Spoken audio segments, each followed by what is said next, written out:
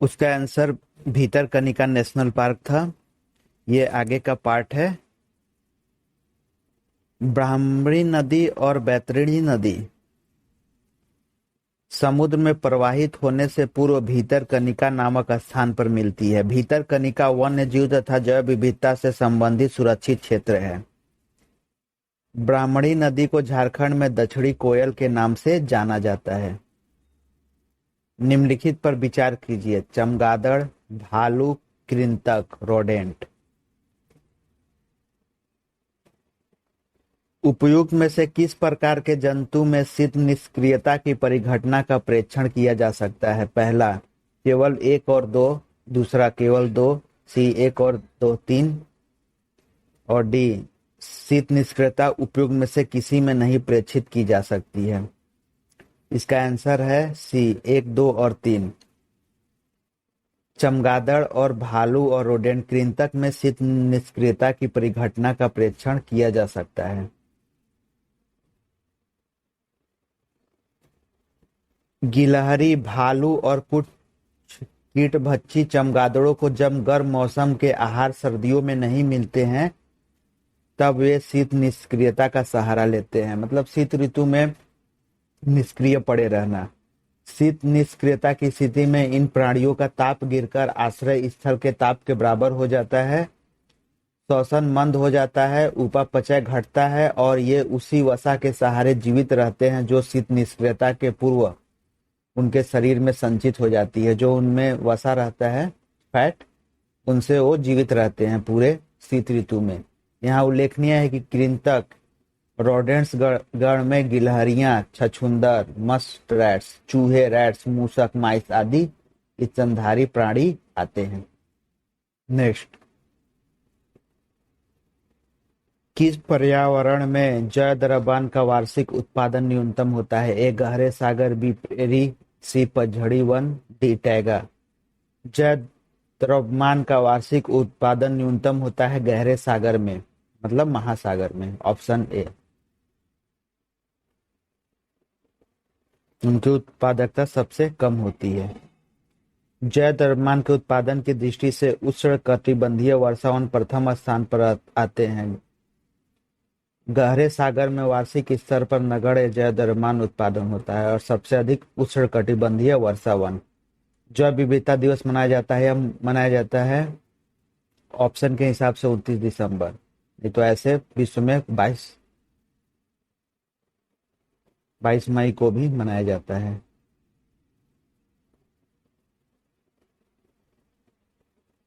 संयुक्त राष्ट्र संघ द्वारा 22 मई को जैव विविधता दिवस मनाया जाता है, जबकि विश्व के कई देश 29 दिसंबर को जैव विविधता दिवस मनाते हैं। उल्लेखनीय है कि 29 दिसंबर 1993 से जैव विविधता अभिसमय प्रभावी हुआ था। विश्व जैव विविधता दिवस कब मनाया जाता है? ए, 22 मार्च, बी, मई 22, सी, जून 23 या डी, अप्रैल 16। तो ये 22 मई को मनाया जाता है।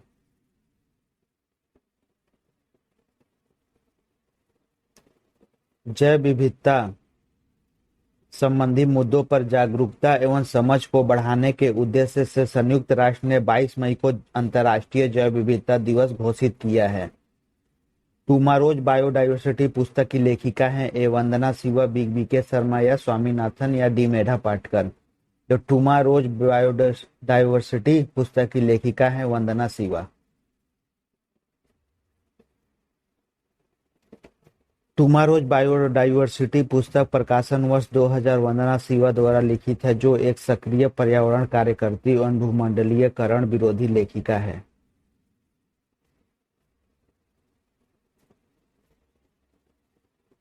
हरितगृह प्रभाव एवं जलवायु परिवर्तन। ग्रीन हाउस इफेक्ट या हरितगृह प्रभाव। पृथ्वी पर ऊर्जा विद्युत चुंबकीय विकिरणों के रूप में पहुंचती है, जिसे सौर ऊर्जा कहा जाता है। सौर ऊर्जा में मुख्यतः पराबैंगनी दृष्टिगोचर विकिरण और औरक विकिरण होती है। इनमें से नुकसानदायक पराबैंगनी विकिरण अधिकतर ओजोन मंडल में अवशोषित हो जाती है, जबकि दृष्टिगोचर और औरक विकिरण पृथ्वी पर ऊष्मीय विकिरणों के रूप में पहुंचती है। ऊष्मीय विकिरण पहले धरातल को गर्म करता है और फिर इसी गर्मी से विकिरण संवहन और चालन द्वारा वायुमंडल गर्म होता है। सूर्य की ऊष्मा से गर्म होने के बाद जब पृथ्वी ठंडी होने लगती है तब ऊष्मा पृथ्वी से बाहर विसरित होती है, लेकिन carbon dioxide, chlorofluorocarbon, nitrous oxide, जलवाष्प, मीथेन एवं अन्य ऊष्मारोधी गैसें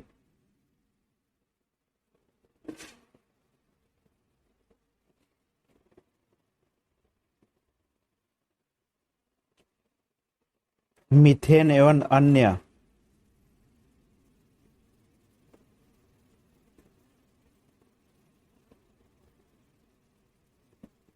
ऊष्मा विकिरण पहले धरातल को गर्म करता है और फिर इसी गर्मी से विकिरण संवहन चालन द्वारा वायुमंडल गर्म होता है।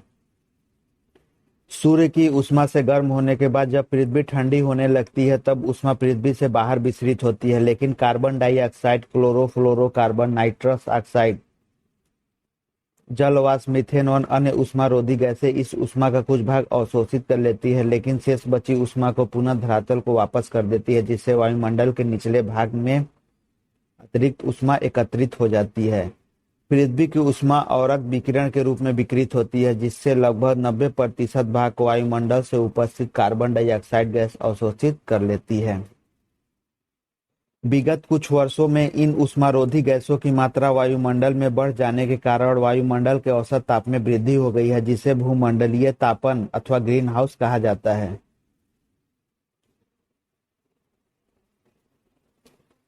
ध्यातव्य है कि जोसेफ फोरियर ने 1824 ईस्वी में ग्रीन हाउस या हरितगृह गैसों की संकल्पना की थी। ग्रीन हाउस प्रभाव एक प्राकृतिक प्रक्रिया है जिसके द्वारा किसी ग्रह या उपग्रह के वातावरण में मौजूद गैसें उस ग्रह उपग्रह के वातावरण के ताप को अपेक्षाकृत अधिक बनाने में मदद करती है। विश्वव्यापी ताप वृद्धि के पीछे मुख्य कारण कार्बन डाइऑक्साइड गैस है, जिन्हें ग्रीन हाउस गैस कहा जाता है। मीथेन और नाइट्रस ऑक्साइड भी इसी प्रकार की गैसें हैं। ये सभी गैसें वातावरण की ऊष्मा को सोख लेती हैं। यह ठीक उसी प्रकार होता है जैसे ग्रीन हाउस गैस में ग्लास अपने अंदर समाहित गर्म वायु को बाहर नहीं निकलने देता है। इसे ग्रीन हाउस प्रभाव के नाम से जाना जाता है।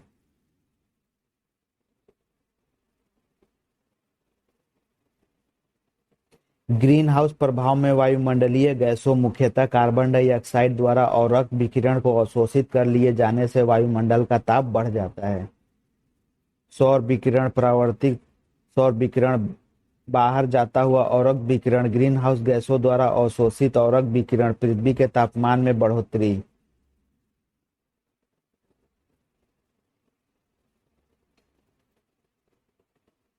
ग्रीन हाउस प्रभाव को ऐसे देखते हैं। ग्रीन हाउस प्रभाव, ये पृथ्वी है, इसे पृथ्वी द्वारा उत्सर्जित इंफ्रारेड ये औरक विकिरण ये वायुमंडल में रह जाती हैं। इससे पृथ्वी के तापमान में बढ़ोतरी होती है। सौर विकिरण से ये पृथ्वी हमारी गर्म होती है और इनसे निकलने वाली विकिरण वायुमंडल में रह जाती हैं।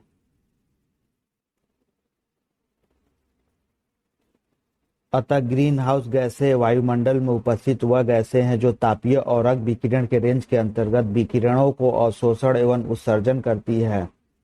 पृथ्वी के वायुमंडल में पाई जाने वाली प्रमुख ग्रीन हाउस गैसें हैं जलवाष्प, carbon dioxide, methane, nitrous oxide तथा क्लोरोफ्लोरोकार्बन। ध्यातव्य है कि आर्गन ग्रीन हाउस गैस नहीं है तथा यह वैश्विक ऊष्मन के लिए उत्तरदायी नहीं होती है। कार्बन टेट्राफ्लोराइड तथा नाइट्रस ऑक्साइड N2O भी ग्रीन हाउस गैसें हैं, परंतु इसका योगदान उपयुक्त गैसों की अपेक्षा कम है। ग्रीन हाउस गैस प्रभाव में सर्वाधिक योगदान देने वाली प्रमुख गैसें इस प्रकार है: जलवाष्प 36 से 70%, कार्बन डाइऑक्साइड 9 से 26%।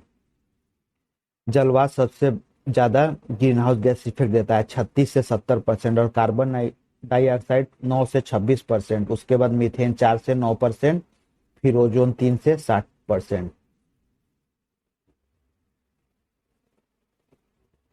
वहीं दूसरी ओर hydrogen gas greenhouse gas नहीं है। प्रकृति में यह द्विआणु गैस के रूप में पाई जाती है जो वायुमंडल की बाह्य परत की मुख्य संगठक है।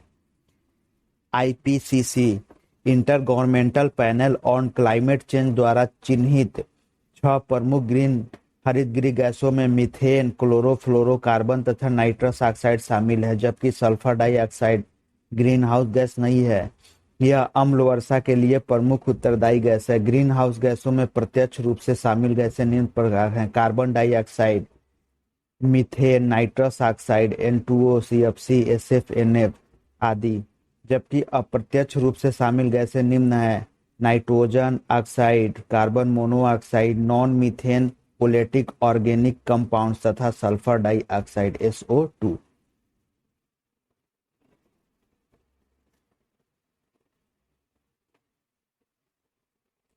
ग्रीन हाउस इफेक्ट वह प्रक्रिया है जिसमें पौधे उगाने के लिए समान तापक्रम प्राप्त किया जाता है। गलत है। जिसमें वायुमंडलीय कार्बन डाइऑक्साइड द्वारा इंफ्रारेड विकिरण शोषित कर लिए जाने से वायुमंडल का तापमान बढ़ जाता है। ये सही है। बंजर पर्वतों या पहाड़ी को हरा भरा, ये गलत है, कोई मतलब नहीं। जिसे गहरे पानी का हरा रंग नजर आता है, ये सब ऑप्शन बी। ग्रीन हाउस प्रभाव एक प्राकृतिक प्रक्रिया है जिसके द्वारा किसी ग्रह या उपग्रह के वातावरण में मौजूद कुछ गैसें ग्रह उपग्रह के वातावरण के ताप को अपेक्षाकृत अधिक बनाने में मदद करती है। विश्वव्यापी ताप वृद्धि के पीछे मुख्य कारण कार्बन डाइऑक्साइड गैस है, जिसे ग्रीन हाउस गैस कहा जाता है। मीथेन और नाइट्रस ऑक्साइड भी इसी प्रकार की गैसें हैं। ये सभी गैसें जो वातावरण की ऊष्मा को सोख लेती है।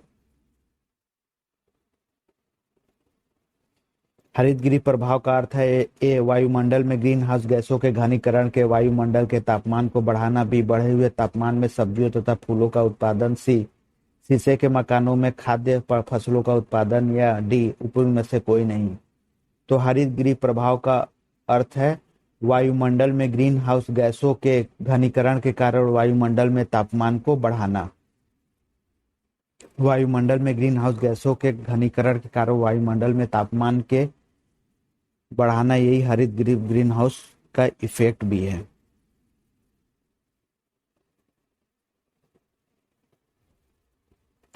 ग्रीन हाउस प्रभाव क्या है? वह गैसों के वायुमंडल में जमा होने से पृथ्वी के वातावरण के गर्म होना। ग्रीन हाउस प्रभाव में वायुमंडलीय गैसों, मुख्यतः कार्बन डाइऑक्साइड द्वारा औरक विकिरण को अवशोषित कर लिए जाने से वायुमंडल का तापमान बढ़ता है। ग्रीन हाउस गैसों की कल्पना की थी सीसी पार्क ने, या JN जेफर्स ने, या जोसेफ फोरियर ने, या S डॉपलर ने? तो ये जोसेफ फोरियर ने किया था।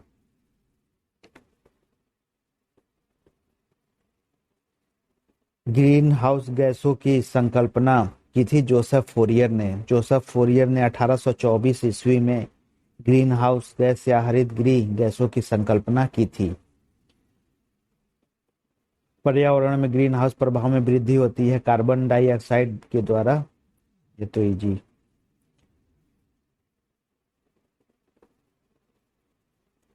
ग्रीन हाउस गैसों के वायुमंडल में उपस्थित वह गैसें हैं जो तापीय औरक विकिरण के रेंज के अंतर्गत विकिरणों को अवशोषण एवं उत्सर्जन करती है। पृथ्वी के वायुमंडल में पाई जाने वाली प्रमुख ग्रीन हाउस गैस है जल वाष्प, carbon dioxide, methane, nitrous oxide तथा क्लोरोफ्लोरोकार्बन। निम्नलिखित में से कौन सा गैस ग्रीन हाउस गैस में योगदान देता है? अमोनिया तथा ओजोन, कार्बन मोनोऑक्साइड या सल्फर डाइऑक्साइड, कार्बन टेट्राफ्लोराइड या नाइट्रस ऑक्साइड, या कार्बन डाइऑक्साइड तथा मीथेन? तो ग्रीन हाउस प्रभाव में योगदान देता है कार्बन डाइऑक्साइड तथा मीथेन।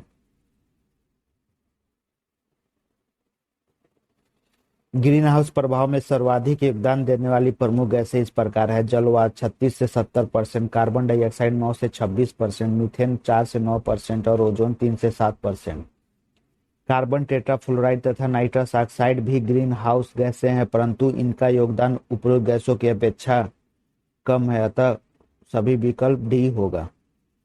सही विकल्प डी हुआ कार्बन डाइऑक्साइड और मीथेन। निम्नलिखित में से कौन सी प्राकृतिक रूप से पाई जाने वाली ग्रीन हाउस गैस सर्वाधिक ग्रीन हाउस इफेक्ट करता है? A carbon dioxide, B methane, C ozone, या डी जल वाष्प? तो ये जल वाष्प करता है 36 से 70%।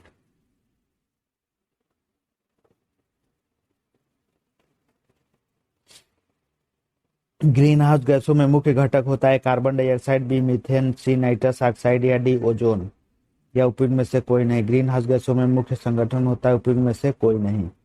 ग्रीन हाउस गैसें वे हैं जो पृथ्वी, वातावरण तथा बादलों द्वारा उत्सर्जित ऊष्मीय औरक विकिरण को अवशोषित या उत्सर्जित करती है। इनमें प्रमुख हैं कार्बन डाइऑक्साइड, जल वाष्प, नाइट्रस ऑक्साइड, N2O, मीथेन और ओजोन।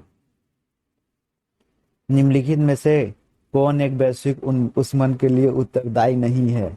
ए मीथेन, बी जलवाष्प, सी ऑर्गन या डी कार्बन डाइऑक्साइड।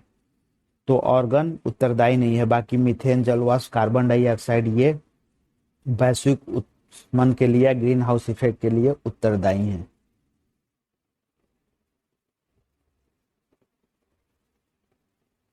सूर्य की ऊष्मा से गर्म होने के बाद जब पृथ्वी ठंडी होने लगती है तब ऊष्मा पृथ्वी से बाहर विस्तारित होती है, लेकिन carbon dioxide, chlorofluorocarbon, nitrous oxide, जलवाष्प, मीथेन एवं अन्य ऊष्मारोधी गैसें इस ऊष्मा का कुछ भाग अवशोषित कर लेती है और शेष बची ऊष्मा को पुनः धरातल को वापस कर देती है, जिससे वायुमंडल के निचले भाग में अतिरिक्त ऊष्मा का एकत्र हो जाता है। विगत कुछ वर्षों में इन ऊष्मारोधी गैसों की मात्रा वायुमंडल में बढ़ जाने के कारण वायुमंडल के औसत तापमान में वृद्धि हो गई है, जिसे वैश्विक ऊष्मन, भूमंडलीय तापन अथवा ग्रीन हाउस प्रभाव कहा जाता है। ऑर्गन ग्रीन हाउस गैस नहीं है तथा यह वैश्विक उत्पन्न ऊष्मन के लिए उत्तरदायी नहीं होती है। हरितगृह प्रभाव क्या है? वैश्विक ताप में वृद्धि, सी वैश्विक ताप में कमी। तो हरितगृह प्रभाव वैश्विक ताप में वृद्धि से है, जिससे ग्लेशियर पिघल रहे हैं।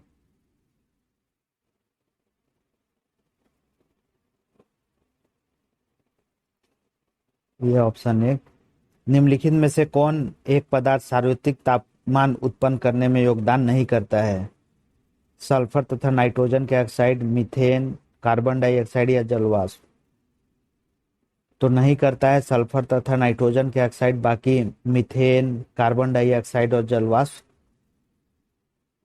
उत्पन्न करते हैं वैश्विक तापमान में। सल्फर तथा नाइट्रोजन के ऑक्साइड सार्वत्रिक तापमान ग्लोबल वार्मिंग में योगदान नहीं करते, जबकि मीथेन, कार्बन डाइऑक्साइड एवं जलवाष्प इसमें योगदान करते हैं। निम्न में से कौन हरितगृह गैस नहीं है? A carbon dioxide, B sulphur dioxide, C methane या उपयुक्त सभी। तो ग्रीन हाउस गैस नहीं है, sulphur dioxide greenhouse gas नहीं है। ग्रीन हाउस गैसें वायुमंडल में उपस्थित वह गैसें हैं जो तापीय औरक विकिरण के रेंज के अंतर्गत विकिरणों को अवशोषण एवं उत्सर्जन करती हैं। पृथ्वी के वायुमंडल में पाई जाने वाली ग्रीन हाउस गैसें हैं जलवाष्प, carbon dioxide, methane, ozone, nitrous oxide तथा क्लोरोफ्लोरोकार्बन। SO2 प्रत्यक्ष रूप से ग्रीन हाउस प्रभाव नहीं पैदा करती है। निम्नलिखित में से कौन सी गैस वैश्विक ऊष्मा ग्लोबल वार्मिंग के लिए उत्तरदायी है? केवल ऑक्सीजन, ऑक्सीजन और कार्बन डाइऑक्साइड, कार्बन डाइऑक्साइड और मीथेन, डी केवल मीथेन। तो वैश्विक ग्लोबल वार्मिंग के लिए उत्तरदायी है कार्बन डाइऑक्साइड और मीथेन। निम्नलिखित में से कौन सार्वत्रिक तापमान ग्लोबल वार्मिंग के लिए उत्तरदायी है? A methane, B carbon dioxide, C जलवाष्प या डी उपयुक्त सभी। तो ग्लोबल वार्मिंग के लिए उत्तरदायी है उपयुक्त सभी, मीथेन, कार्बन डाइऑक्साइड, जलवाष्प। बाकी नेक्स्ट पार्ट में पढ़ेंगे। धन्यवाद फ्रेंड्स।